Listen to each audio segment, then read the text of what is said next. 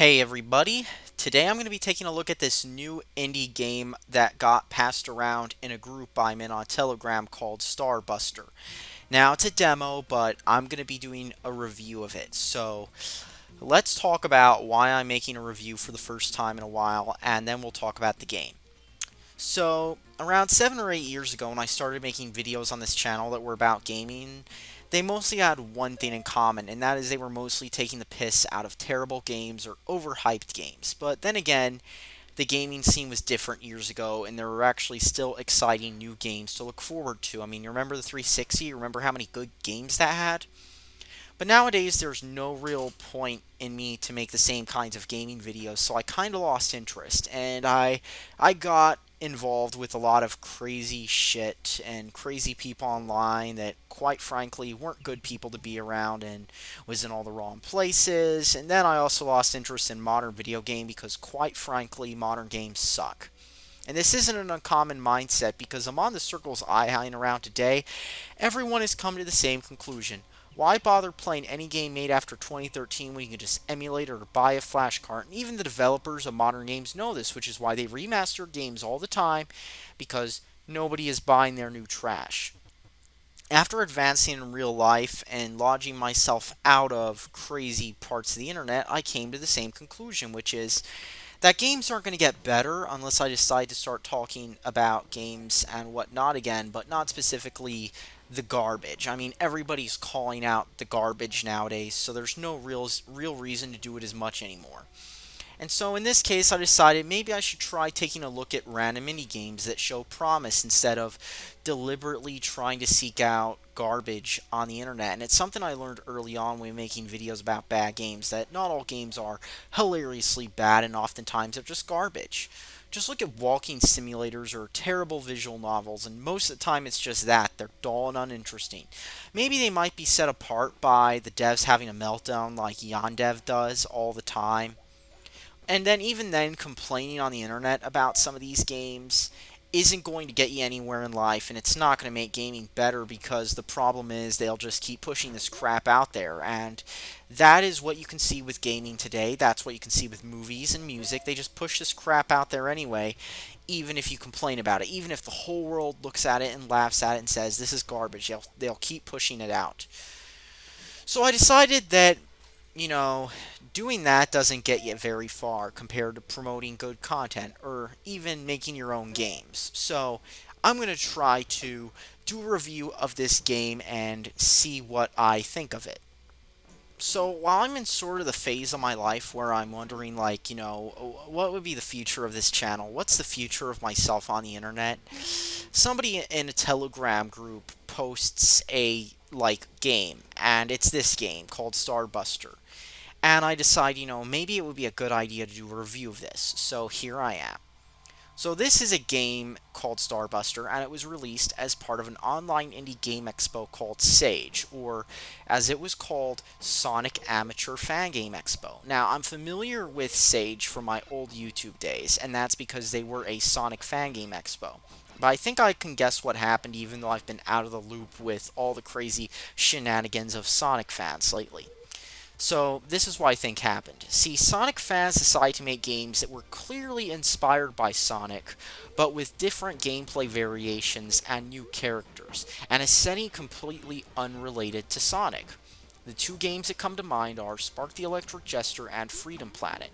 Now, Freedom Planet was heavily influenced by Sonic to the point of originally running on a modified fan game engine and having clear Sonic OC characters that were restyled before launch and completely redesigned to look more anthro for Freedom Planet 2, a game that's likely going to come out when Rockstar finally releases another GTA title with a number instead of just doing another GTA 5 remake.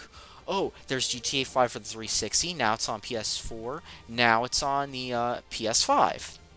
So maybe then Freedom Planet 2 will finally come out. Spark, on the other hand, was designed by the same guy who made Sonic before the sequel and Sonic after the sequel, and unlike Freedom Planet 2, he's actually released a sequel, and I think he might be working on a third game as well. Now, both of these games were previously featured in Sage, and it's likely that they decide to embrace indie games being made by more and more people because indie games are trendy. They have been since the Ouya and since, XBLA and all that, so they decided to jump on that and make an original game category on their website, and that is where this game is featured. So, this game is an original game made by some Sonic fans, and as someone who isn't sure if he's a furry anymore, it appeals to my unique brand of autism. See, I unironically like furry character designs and other weird non-human stuff, so this instantly draws my attention. It's the polar opposite of drawing yourself as a fat hipster drug addict doing lines off a Dodge Neon in the Walmart parking lot. This is good character design. You got these cute furry animals and some badass main character and shit. He's a robot, and it's like hell yeah. This is good right here, gamers. This is some good character design. This doesn't look like the typical trash from Tumblr. No, now this is some good character design.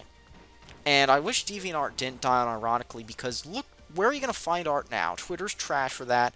I just want cool niche art instead of someone's dumb retweets. I want to see cool art of furries using an Alpha Station DS10 to hack into the mainframe and steal the gift codes. I mean, is it really that hard to find art like that these days, gamers?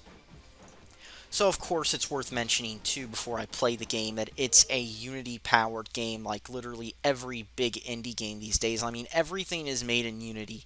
Sure, there's a few exceptions, like some games using Unreal or Mono Game or other stuff, but lots of games are written in Unity these days because it's got a low cost, it's got a free edition, and every YouTube tutorial and game design class to rip off directionless college kids focuses on it.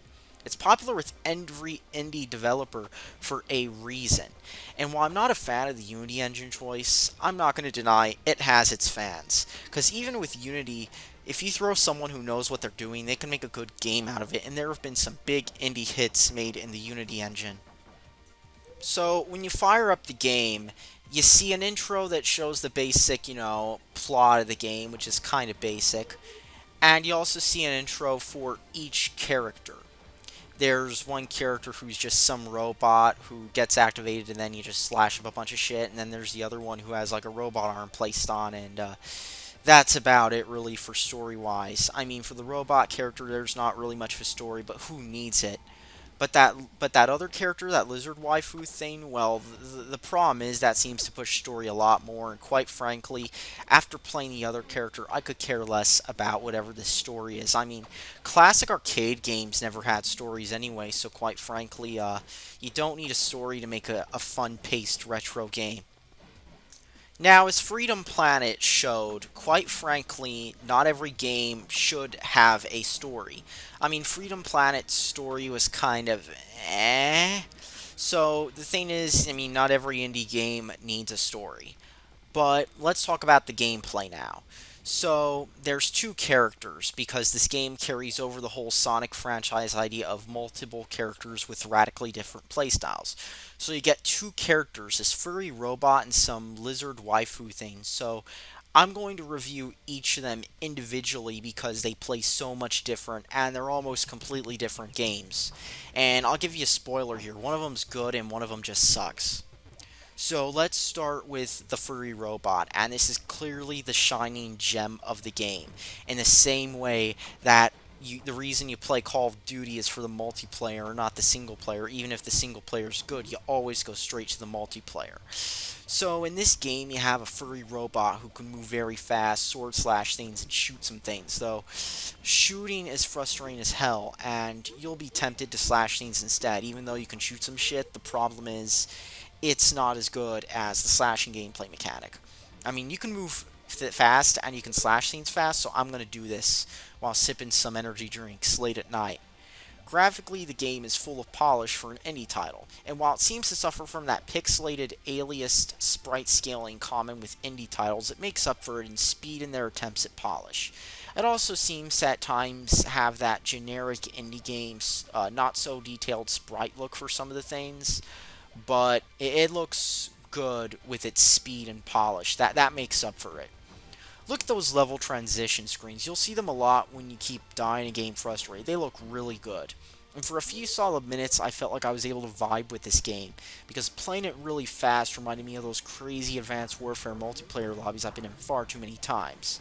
The sprite work, I'm a little iffy about, like I said, because of the color scheme, but then again, I'm picky about sprites that look too much like that cave story, not so detailed style, instead of a AAA arcade game made with a lot of budget and lots of Mountain Dew cans.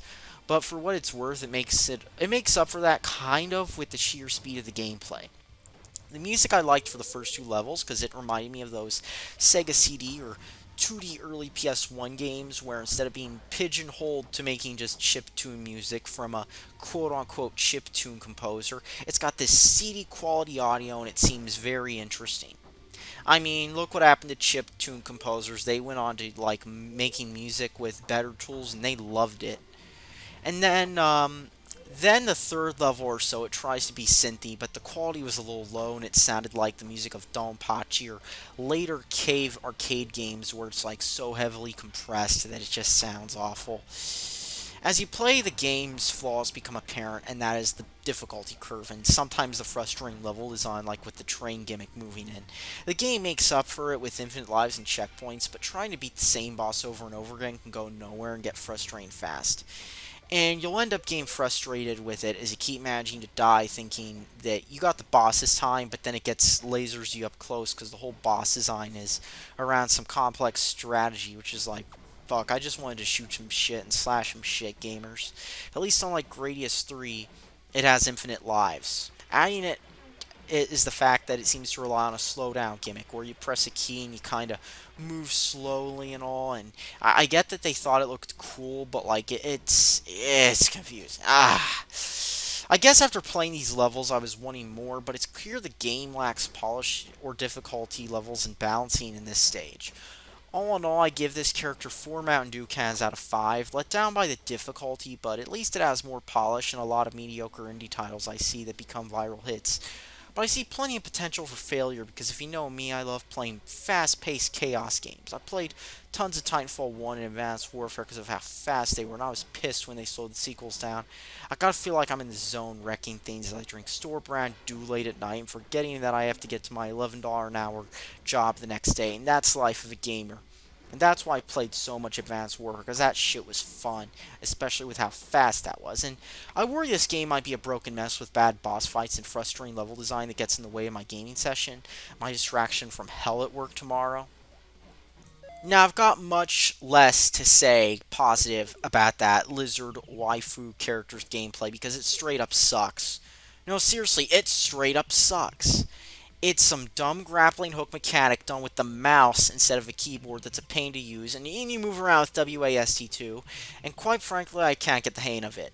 Especially because my muscle memory is to push the W key all the time when I'm doing that, because of how many, like, gamer games I play where you use WASD to move around. And it's a letdown. It just sucks. I think I played like 3 minutes of it and I'm like, this is garbage. Fuck this game. I give it one Mountain Dew can out of 5. They should have really just stuck with the other character because, quite frankly, slow movement, clunky movement, and talking around to some NPCs I could care less about just doesn't immerse me. And now it's time for some real nerd hours. This game works fine on Wine with Linux, but it suffers from screen tearing, which is typical with Linux and Linux gaming.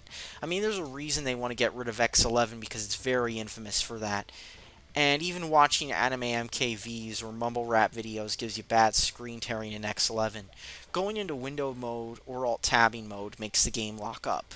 All in all, I give this game 3 Mountain Dew cans out of 5, and I only give it 3 because half the demo is fun, but the other half, straight up garbage, shouldn't be in the game. Maybe they should have taken that lesson from Sonic games and realized that having 4 million characters isn't fun if they play like crap. But I've seen worse indie games, so it's clear there's effort.